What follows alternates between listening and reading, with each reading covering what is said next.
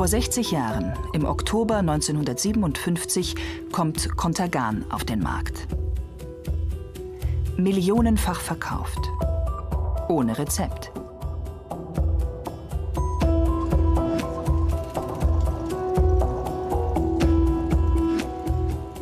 Ja, Contergan wurde damals so in der Werbung eingesetzt wie heute Spalt oder Togal, diese Schmerztabletten.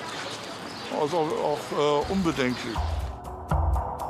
Contergan wird als Schlaf- und Beruhigungsmittel beworben, insbesondere für werdende Mütter in den ersten Schwangerschaftsmonaten.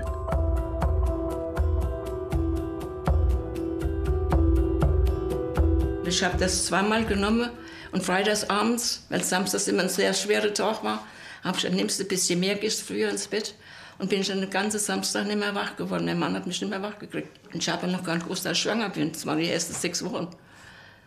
Da ist man ja immer noch unsicher.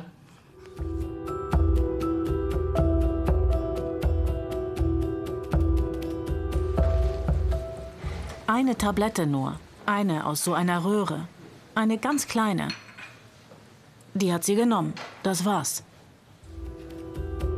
Eine einzige Tablette mit verheerenden Folgen.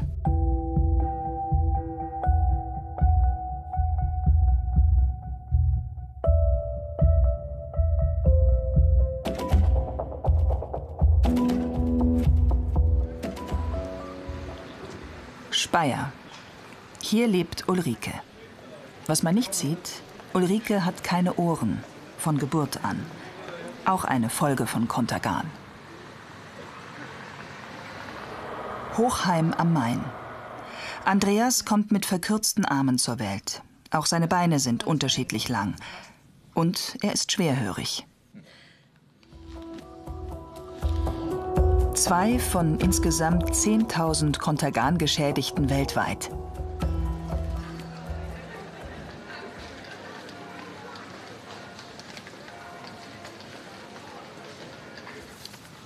Mein Vater hatte die Tabletten gekauft und sie meiner Mutter gegeben gegen ihre Beschwerden. Sie hat eine Tablette davon genommen und ihre Beschwerden waren weg. Keiner dachte mehr daran. Erst bei der Geburt hat man die Folgen gesehen. In der Schwangerschaft hatte sie keine Schmerzen, war nicht krank. Gar nichts. Bis zur Geburt lief alles ganz normal.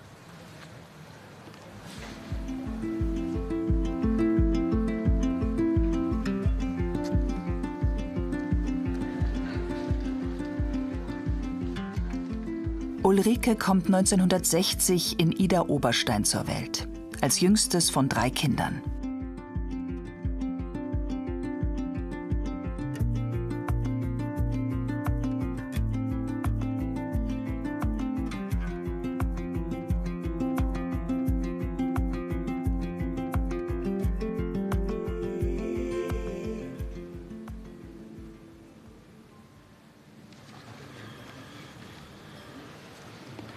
Ich glaube, ich war so 9 oder 10 Jahre alt. Da ist mir zum ersten Mal bewusst geworden, dass ich gar keine Ohren habe. Bei meinen beiden älteren Geschwistern war alles in Ordnung. Sie hatten Ohren und waren gesund. Nur ich war anders. Bis dahin war mir das nie klar gewesen. Später dann in der Gehörlosenschule war ich in der 1. Klasse die Einzige. Es gab schon noch 1 oder 2 andere, aber wir hatten nichts miteinander zu tun. Ich habe dann später die Schule gewechselt und bin nach Trier gekommen. Glücklicherweise war da auch meine Freundin in der Klasse, die genauso war wie ich. Unsere Eltern kannten sich durch Contergan schon seit längerer Zeit und wir waren von klein auf gut befreundet. Wir waren so glücklich, zusammen in der Schule zu sein. Es gab noch 2, 3 andere Contergan-Kinder. Eins war im Rollstuhl und hatte kurze Beine und Arme. Wir haben uns dann aber aus den Augen verloren.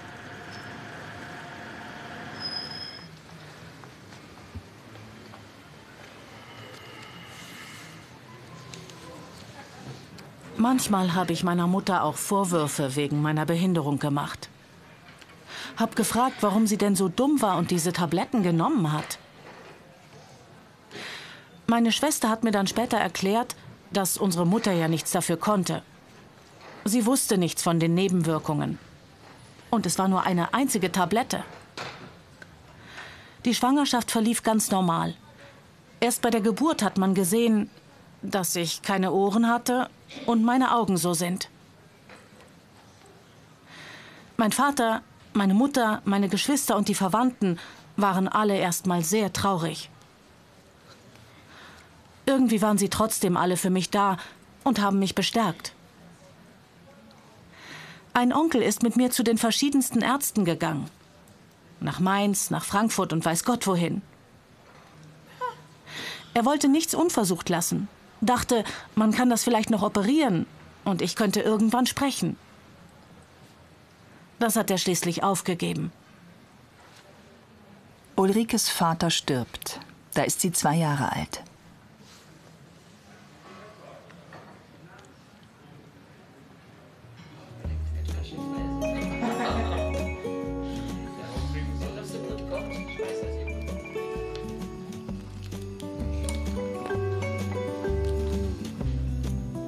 Andreas wird 1961 in Hochheim am Main geboren.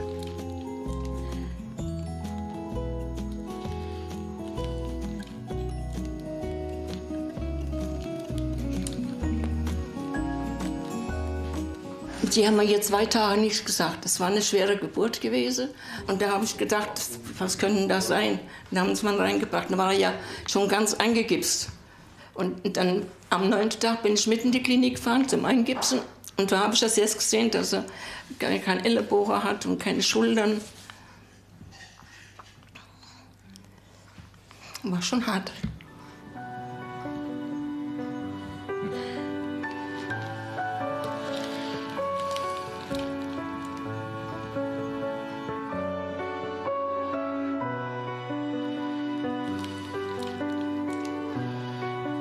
Und da kam mein Hausarzt und da hat der ihn untersucht und da habe ich gesagt, er hört nicht gut.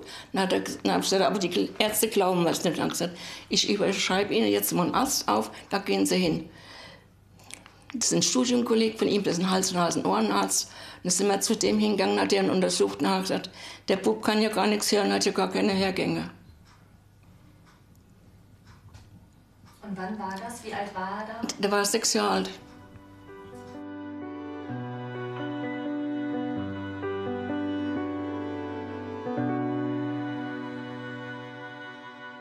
Ja, und das sagt der Professor Bisalski, Sie haben alles versäumt in Ihrem Leben mit dem Kind.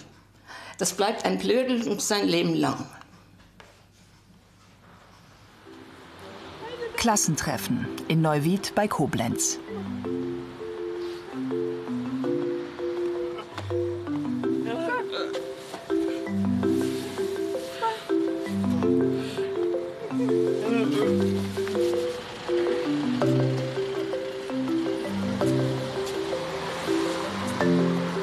Hier wird Ulrike 1966 eingeschult. Komm mal her. Komm an meine Seite. Schau mal. Wie schön. Weißt du noch, damals, da waren wir ganz klein. Das bist du. Und da bin ich.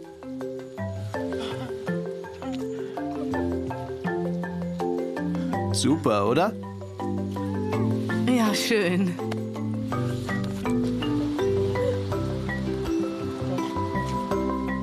Wir sind uns am ersten Schultag zum ersten Mal begegnet. Damals dachte ich mir schon, ihr Gesicht sieht aber komisch aus. Ich bin fast ein bisschen erschrocken. Dann im Gespräch aber war sie so nett. Und schon hatten wir uns angefreundet. Bis zur Einschulung konnte ich ja überhaupt nicht gebärden. Erst als ich hierher kam, habe ich damit angefangen. Üblich war ja, dass wir sprechen sollten. So haben wir uns kennengelernt. Von Contergan wusste ich damals gar nichts. Ulrike war die einzige bei uns, die davon so schlimm betroffen war. So hörten wir das erste Mal von den Nebenwirkungen der Tablette. Ja, sie hat mir leid getan, aber wir gewöhnten uns daran und haben sie so akzeptiert. Das war ganz selbstverständlich. Nein, nein. Wir waren immer zusammen, stimmt's? Ja. Manchmal hat sie mich auch besucht und am Wochenende bei mir übernachtet, nicht wahr? Ja. Und ich habe dich besucht.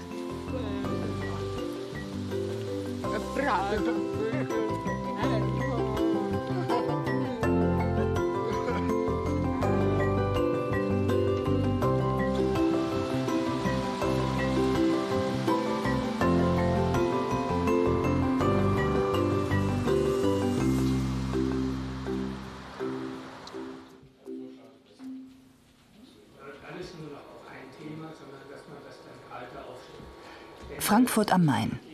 Andreas moderiert einen Workshop.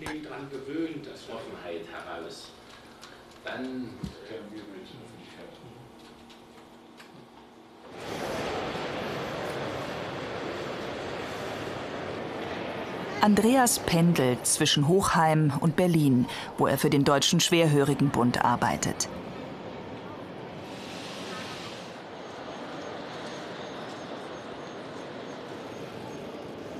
Für heute geht's erstmal nach Hause zur Familie. Ankunftszeit 15:40 Uhr. Nachricht an meinen Sohn, dass er mich am Bahnhof abholen soll.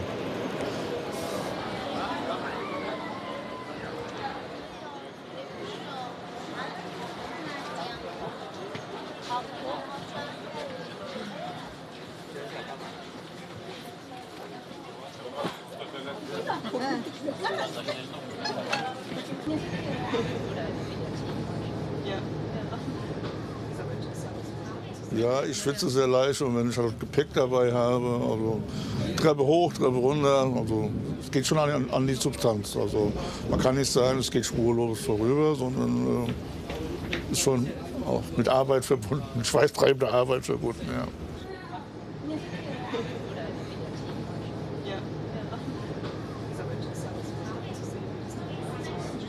In Frankfurt studiert Andreas Geschichte und Politik. Schon früh engagiert er sich politisch, wird Kreistagsabgeordneter und später Abgeordneter der Grünen im Hessischen Landtag.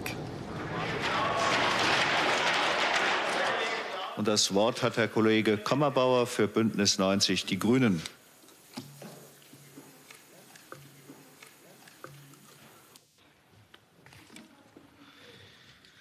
Sehr geehrter Herr Präsident, meine sehr geehrten Damen und Herren, liebe gehörlose Gäste aus nah und fern.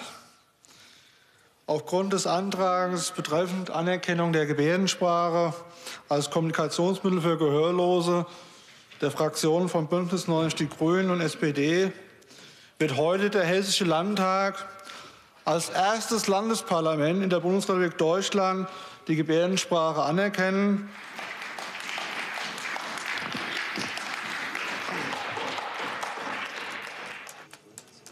Als erster hörgeschädigter Politiker im Hessischen Landtag setzt sich Andreas für die Belange von Menschen mit Hörbehinderung ein.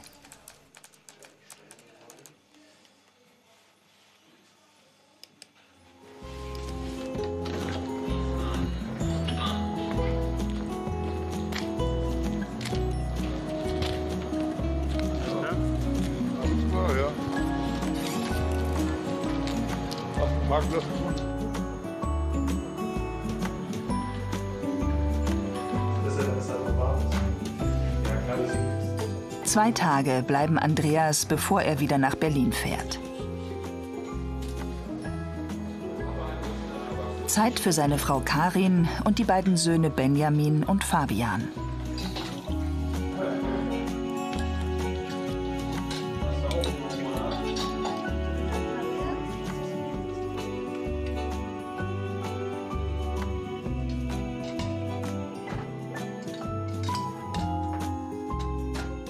Ich habe früher mit dem immer zusammen Fußball gespielt, halt, hier vorne direkt am Platz. Mit meinem Vater und meinem Onkel zusammen. Das war schon ganz cool.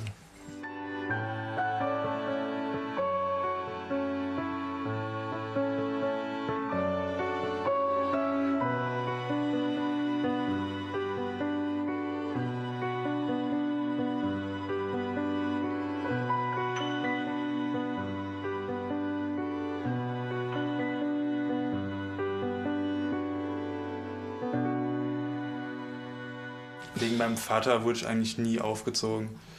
Aber hier auch in der Grundschule, die hatten ja auch dieses, er war ja quasi in der einen Klasse, die halt dort war, aber wir hatten halt auch eine Klasse dann in der Weinbergschule. Und dadurch hatten wir auch ein bisschen Umgang mit Behinderten und dadurch war das halt auch nichts Neues für die ganzen Kleinen damals. Also es war nie so schlimm. Anfang der 60er Jahre kommt es immer häufiger zu Fehlbildungen bei Neugeborenen.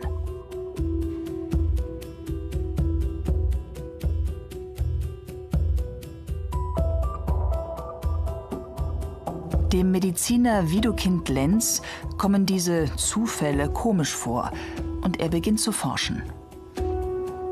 Die Häufung wird auch in Neuwied sichtbar. An der Gehörlosenschule ist Ulrike nicht das einzige Kontergan-Kind. Als ich in die 1. Klasse kam, war da doch noch ein anderes Mädchen da mit den kurzen Armen und Beinen. Weißt du noch? Ja, stimmt. Und dann noch eine dritte, die mit den Sommersprossen und den verkürzten Armen. Insgesamt waren wir 3. Stimmt, ja, aber gab es da nicht noch jemanden? Noch jemanden? Ja, aber die war dann nicht mehr da. Stimmt, ich weiß, wen du meinst. Genau, mehr waren wir nicht.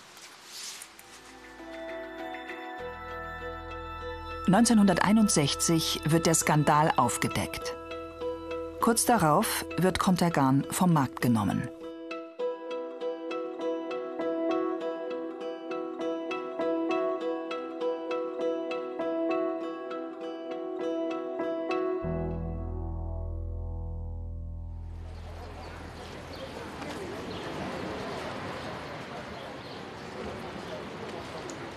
1959 gab es schon die ersten Meldungen der wohl möglichen Nebenwirkungen, die dieses Medikament hat.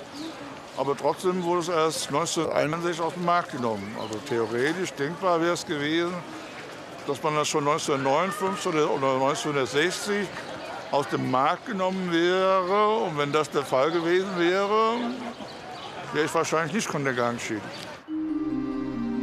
Berlin.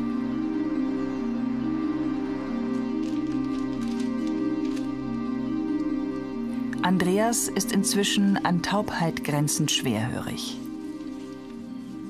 Er ist auf beide Hörgeräte angewiesen.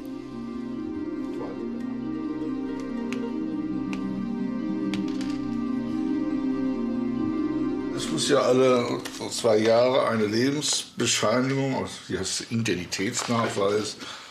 Und dann muss ich halt zum Einwohnermeldeamt gehen. Wie so hier schön heißt, die Zahlung der Rente der Contergan-Schicht für behinderte Menschen setzt voraus, dass der Berechtigte lebt. Ich bekomme von der Contergan-Stiftung monatlich eine sogenannte Rente, eine Entschädigungsrente.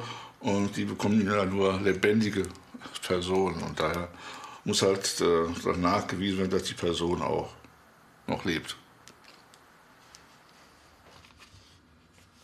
Und wie kommt man mit der Rente zurecht? Die Rente sorgt schon dafür, dass man, sagen wir mal, ökonomisch oder wirtschaftlich abgesichert ist. Also das ist dann eine andere Frage, wenn die Pflegebedürftigkeit steigt und irgendwann mal eine stationäre Unterbringung fällig wäre, dann ist es wieder eine andere Frage. Weil die Pflegeversicherung ist auch für Contergan auch nur eine Teilkaskoversicherung. Erhöhung sehen. Das sind die 1,5 Zentimeter. Ich habe unterschiedliche Beinlängen. Deswegen habe ich eine Hüftverschiebung und eine Verkrümmung im Rücken. Also, und die Einlagen sollen die praktisch ausgleichen. So alle 2 Jahre muss ich dann zum Orthopäden. Das ist dann auch eine eigene Geschichte, weil ich habe schon 2 Orthopäden verloren. In Anführungszeichen nicht durch Tod, sondern die nehmen nur noch Privatpatienten. Und jetzt muss ich wieder einen neuen Orthopäden suchen. Weil mein Hausarzt, der kann das nicht verschreiben, weil das ist eine europäische Leistung, die Einlagen. Und dann muss ich wieder gucken, wer mir das verschreiben kann. Und wer zahlt's? Die Krankenkasse. Aber auch wieder mit Zuzahlung. Auch Ulrike bekommt bis zum Lebensende eine monatliche Entschädigung. Aber seit einigen Jahren machen ihr Knieprobleme zu schaffen. Als Kind ist sie oft gestürzt, wegen ihres fehlenden Gleichgewichtsorgans. Folgeschäden, die bei ihrer Arbeit als Reinigungskraft zur Belastung wurden. Nach längerem Überlegen dachte ich mir, es ist besser, in Rente zu gehen. Bei meiner Arbeit als Reinigungskraft tränten mir ständig die Augen. Und wenn ich aus der Hocke hoch musste, haben mir meine Knie wehgetan. Auch in den Armen hatte ich immer weniger Kraft. Ich habe mir dann gedacht, ich lasse mich dazu mal beraten. Und bin damit zu einer Fachfrau gegangen. Und schließlich habe ich meinen Rentenantrag gestellt.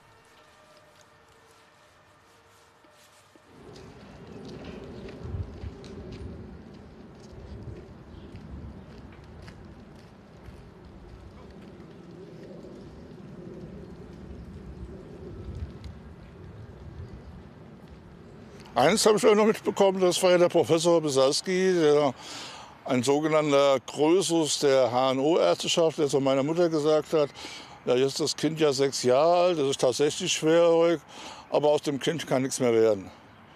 Weil das habe ich schon mitgekriegt, weil meine Mutter war ja nicht erfreut über diese Aussage, sondern war ja niedergeschlagen und das spürt man als Kind schon. Und dann hat meine Mutter auch gesagt, jetzt reicht's, keine weiteren Experimente durchführen, sie nimmt das Kind so, wie es ist und hat immer schon dieses Credo gehabt, immer das Beste draus machen. In Düsseldorf.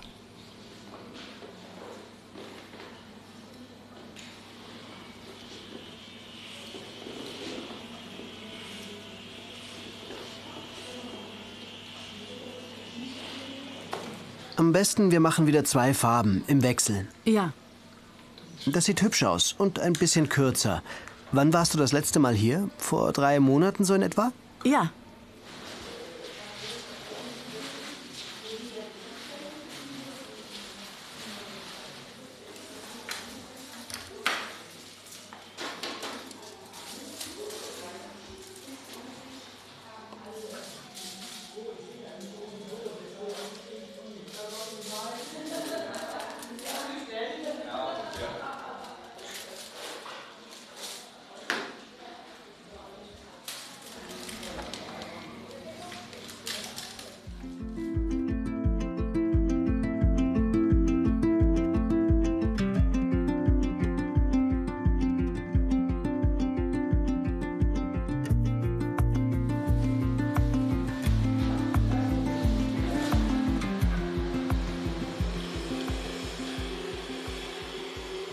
Ich fühle mich wohl.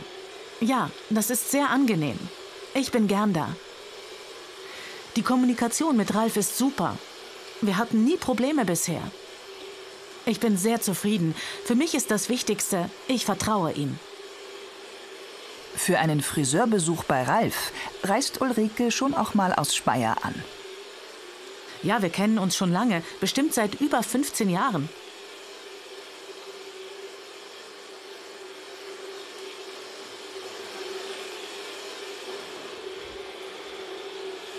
Oh, ich weiß es nicht mehr. Etwa seit über 15 Jahren. Frag ihn mal. Ich hab's vergessen. Ich weiß es nicht mehr. Sorry.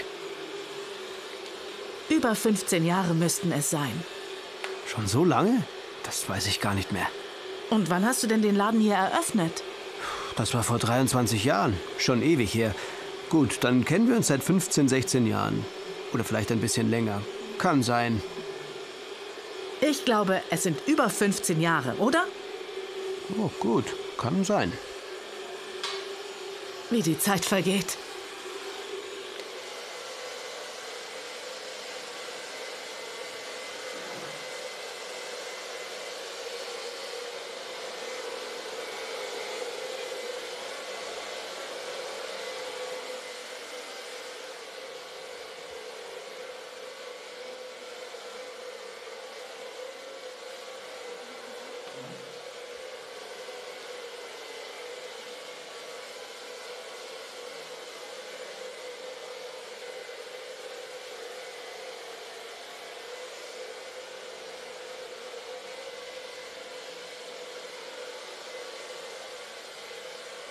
Danke. Wow.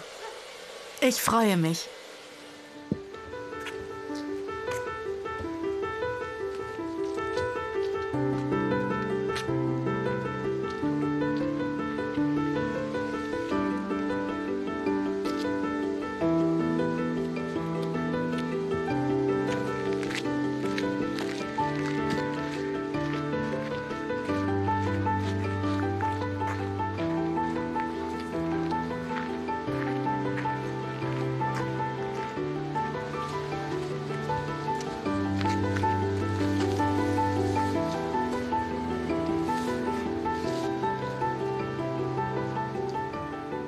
Ich für mich sehe das ganz locker.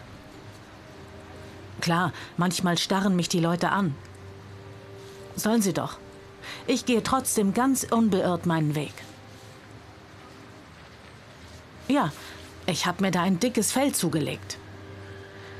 Wie eine Löwin, die aufrecht ihren Weg geht.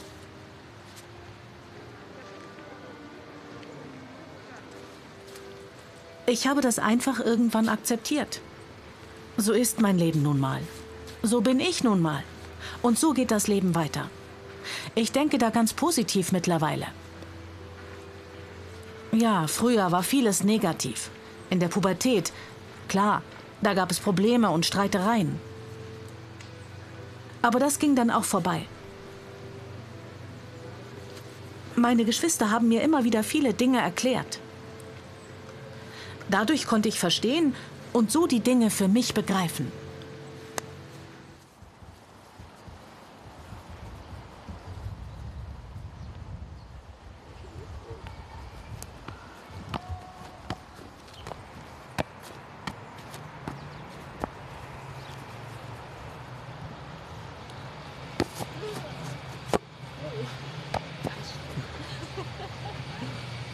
Es gibt ja zwei Dinge. Erstens die Contergan-Firma, also Grünenthal, dass sie sich ihre Schuld eingestehen hat. Also das ist wichtig auch für andere Firmen, dass man nicht so leicht solche Fehler machen darf. Das hat Konsequenzen.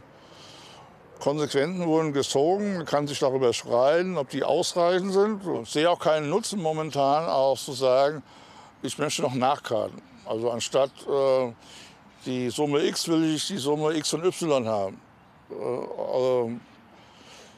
Ich habe sozusagen den Waffenstillstand beschlossen und freue mich über jede Verbesserung, die angeboten wird. Und wenn ich ein Anliegen habe, dass ich weiß, die Contergan Stiftung ist eine Anlaufstelle für mich.